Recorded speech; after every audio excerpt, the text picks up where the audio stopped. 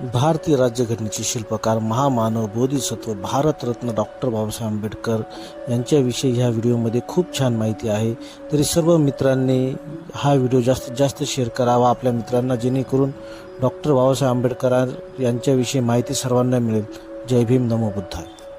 Colombia युनिव्हर्सिटीमधील बाबासाहेबांचे मार्गदर्शक professor Edwin Seligman यांच्याबद्दल तुम्हाला माहित आहे का? 27 डिसेंबर 1939 रोजी बाबासाहेबांचे मार्गदर्शक प्रोफेसर एडविन सेलिग्मन यांचे निधन झाले. डॉक्टर बाबासाहेब आंबेडकर 1913 ते 1916 या काळामध्ये कोलंबिया युनिव्हर्सिटीमध्ये शिकत होते. त्या काळात प्रोफेसर सेलिग्मन बाबासाहेबांना पब्लिक फायनान्स अँड इकॉनॉमिक्स हे विषय शिकवत होते. पण ते फक्त विषय शिकवत नव्हते, ते एक गोष्ट सतत शिकवत होते, सत्तेकडे पाहण्याची नजर.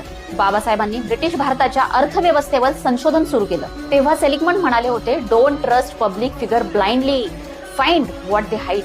म्हणजे आकडे स्वीकारायचे नाही, तर त्यामागचं सत्य शोधायचं. वर्गात बाबासाहेब फार बोलायचे नाहीत, पण जेव्हा बोलायचे तेव्हा सगळा वर्ग शांत व्हायचा. तेव्हा सेलिग्मन म्हणतात, silence is not a disagreement, it's a thinking.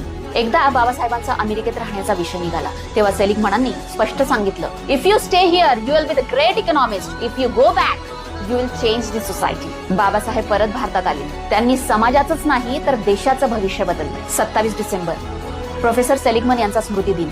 एक अशा मार्गदर्शकाचा ज्याने बाबासाहेबांना फक्त अर्थशास्त्र नाही शिकवलं, तर सत्तेला प्रश्न विचारण्याची दृष्टी दिली. तुम्हाला प्रोफेसर सेलिग्मन विषयी काय माहितीये? कमेंटमध्ये सांगा. आणि हो, अभिमानाने म्हणा, जय भीम.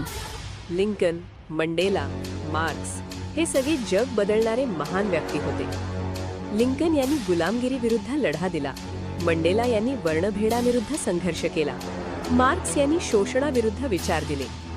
लिंकन, मंडेला, मार्क्स या सगळ्यांनी अन्यायाविरुद्ध महान लढे दिले. त्यांचं कार्यही इतिहासात अजरामर आहे. पण बाबासाहेब त्यांच्यापेक्षा वेगळे होते. कारण बाबासाहेबांनी फक्त लढा दिला नाही, त्यांनी भारतातील प्रत्येक माणसाला समान न्याय, समान हक्क आणि समान प्रतिष्ठा कायद्याने दिली. ते दुर्बलांवर प्रेम करणारे, दुर्गुणांवर प्रहार करणारे विचारवंत होते. बाबासाहेब हा न संपणारा, न मोजता येणारा विषय आहे. आणि म्हणूनच हा काळ फक्त बाबासाहेबांच्या विचारांचा आहे. जय भीम. लाईक करा, सबस्क्राईब करा आपल्या फिनिक्स आंबेडकर राईट चॅनलला.